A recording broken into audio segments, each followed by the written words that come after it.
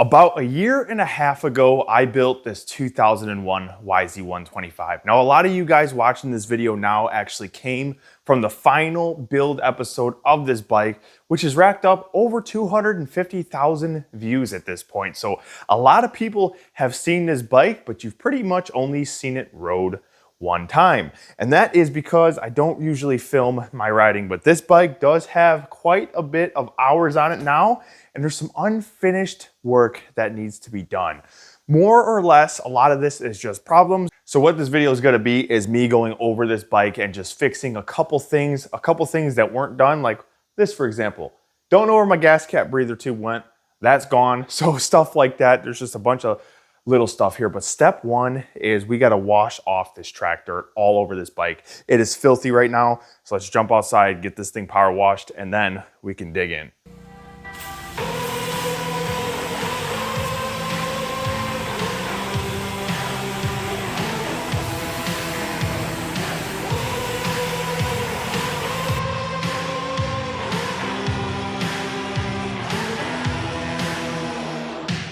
So now that she's all cleaned up, we could actually start to work on it. So the first thing I'm gonna attack is this vent hose for the gas tank, just because I'm sick of this thing spilling gas everywhere. You guys could see in the shots the gas was actually running all down the tank, all on the seat, all down this side. It was actually getting all over me when I was riding the bike. So that was something I should not have waited on. I do have this in from Motorsport. It's a blue vent hose, but I actually think instead of running the blue, I think I'm going to run this piece of clear. I just kind of like the way it looks better. I think the blue is... Well, hold on.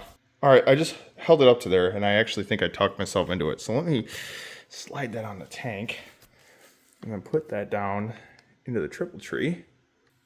Nah, I'm going to go with the clear. I don't know what it was about that blue one. It wasn't hitting with me. Let's go clear. I know the clear is going to turn yellow over time, but I have like 100 foot of that hose. Yeah, that is so much better. All right, one other thing before we jump into the actual repairs on this. I know I'm dragging this on, but I have a lot of questions on how these wheels are holding up. So these have about 10 rides on them. And if you guys don't remember, these are the spray painted wheels because I didn't have a way to powder coat them. So holding up pretty good, honestly. Little chips, but of course it's a dirt bike. It takes abuse. We got some chips there, you could see, but overall, they look pretty good. All right, so the first thing I'm actually gonna do is get the oil drained out of this because I'm gonna do those clutch springs first and get this clutch all figured out. Get it nice and smooth, but normally I would just lay the bike on the side so the oil doesn't run out, but I've got about 5 rides on this oil and I think it's time to change it.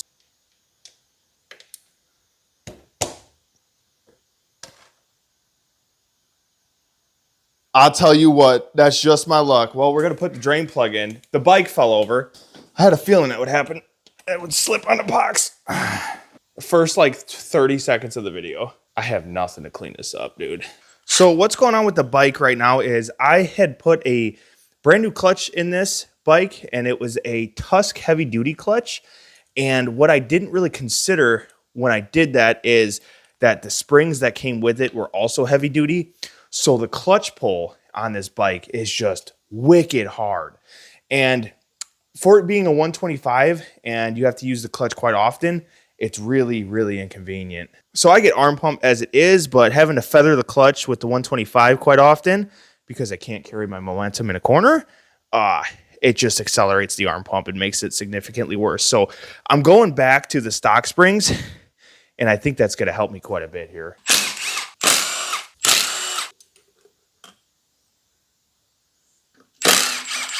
So here's the clutch springs we're pulling out. These are brand new out of that Tusk kit, but they're just a little too aggressive for me. So here's the two springs next to each other. This is the factory OEM YZ125 spring. And then this here is that Tusk spring. So you can see the spring on the left, the Tusk heavy duty is a little bit longer and it's also harder to compress. So putting these OEM springs back in should make this clutch feel a whole lot smoother.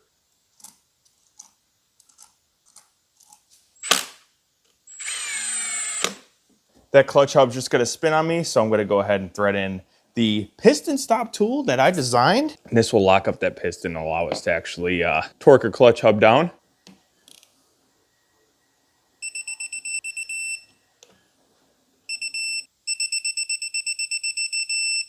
All right, new springs are in. Moment of truth.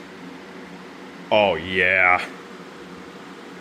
That is so much better. I could 2-finger this clutch now. Before, it was a 4-finger job, but yeah, easily. I could even 1-finger it.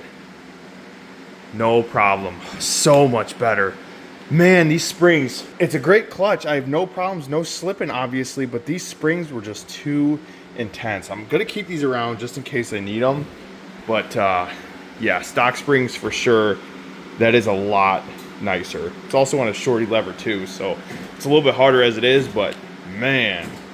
So on to our next problem. I noticed when I'm riding this bike, it's hard to find the shifter, and this is the OEM shifter. Well, first off, the angle is way too low. And second, look at that thing. Yeah, she's a little worn out, so I got this brand new tush shifter. We're gonna go ahead and get this thing slapped on and get that play out of there. I know the splines on this are just worn out. And even when I did it, you see I didn't even coat the shifter or nothing because I had plans on replacing it eventually, but now is the time because as I'm riding this thing, that is hard to find.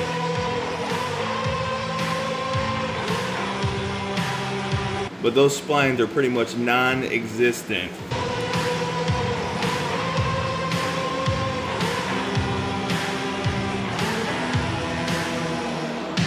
The new shifter's on, you can see way less play in that now, so I won't have such a hard time shifting this thing. All right, new shifter's on. Beautiful clutch. Awesome. It's actually been about a day. I had to run and do some other stuff, so I tagged this no oil. We're gonna throw some oil in this thing because next we're gonna attack that idle and jetting issue.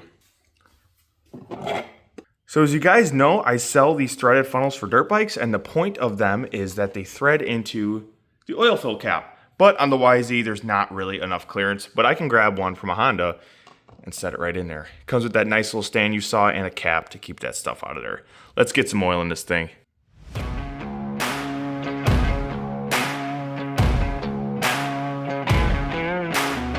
So one issue I've had with this bike since day one is it is running way too rich in the bottom end. And let me show you guys, I'm gonna start it up, warm it up, and show you what's going on. So what happens is it really loads up at low RPM, and I know it's a 125, it should be rid pretty much wide open, but if you're just trying to lug and putt around, this thing loads up.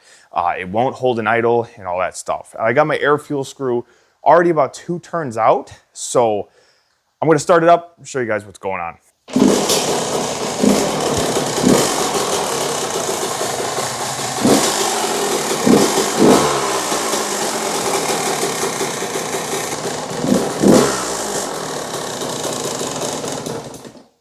All right, you can see it just died there. I'm gonna warm the bike up some more, get it to fully operating temperature, and then we're gonna play with the air fuel screw, bring it out and see if we can hold it idle. And if we have to go more than 2.5 turns, I kind of prefer 2, but if we have to go more than 2.5 turns out, we gotta drop down the Pilot Jet 1 size. And I'm already thinking we're gonna have to drop it down 1, but let's get this thing warmed up, fired up, and then play with the air fuel screw.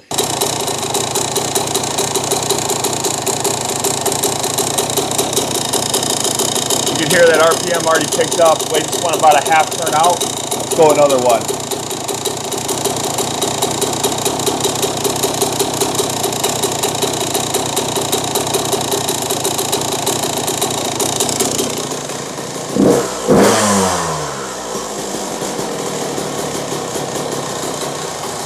You can already hear the bike getting cleaner in the idle.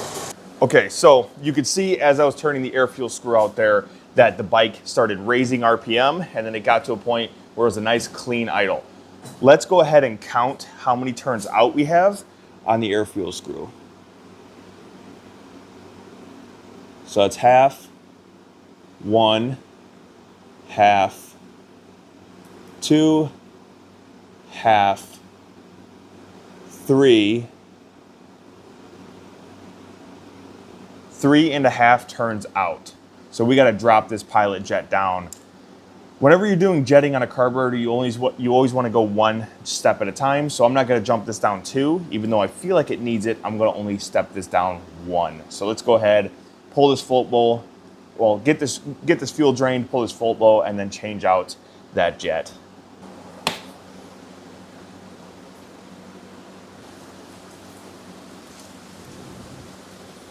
Now we just got to pull the pilot jet. Be careful whenever you're using a flat head on these jets to get them out. The jets are only made out of brass, so they strip very easily.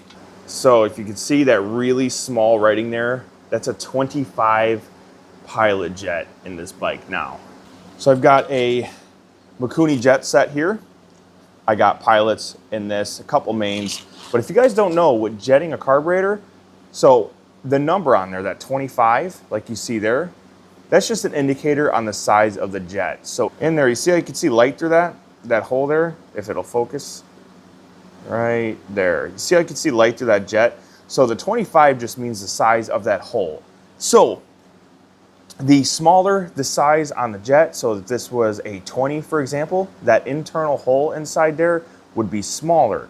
And the bigger the number, the bigger the hole is. So when you're jetting a carb, if you're too rich in the bottom end, AKA idle to quarter throttle, like the pilot jet circuit here, that means that if you're too rich in the bottom end, that you need a smaller pilot jet. If you can't fix it with your air fuel screw, you need to jump down the size of the pilot. And the same thing goes for the main jet. So anywhere from quarter to full throttle will be in your main jet circuit and your needle as well. But if we're just talking jets here, if you're too rich in your main jet circuit, you need to jump that jet down. Or if you're too lean, for example, you need to jump that jet up. So there is things you can do with the needle clip position as well. Since that needle is got a taper on it, there are different size needles. So bigger needles allow less fuel to go through, smaller needles allow more fuel to go through. And also the clip position, so the height that needle sits in the main jet, also affects how much fuel is being delivered in the engine. So a little bit of jetting. There's some really, really good jetting videos online. One is actually by Cam Niemela, who unfortunately passed away. Rest in peace, Cam. But he's got a great two-stroke jetting video. If you guys are curious on how to jet your two-stroke, I highly recommend checking that video out. But this is just a really quick little rundown, just in case you were wondering. So our new jet here, we're gonna jump down one size. This is a 22.5.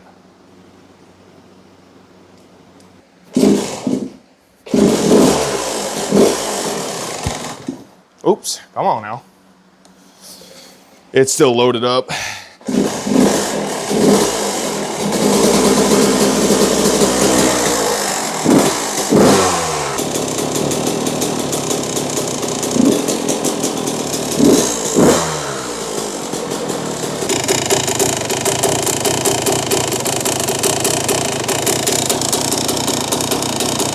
Yep, cleaned up, half turn out. So we're at 2 turns out now on the pilot jet, and that's idling really good. So I do think we need to drop down one more size and we'll be where we need to be.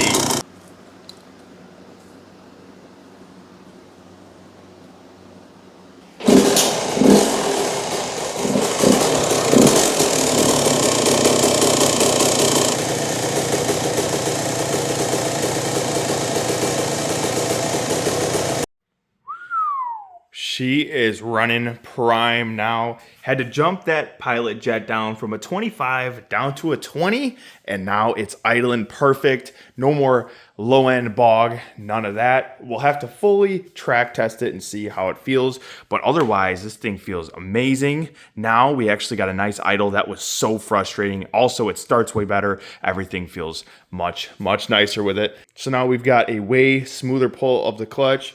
We fixed our gas cap, jetted the carb. One last thing we got to do is this chain. Basic maintenance stuff, just tighten up the chain, and that is pretty much it. And this bike is ready to go back on the track.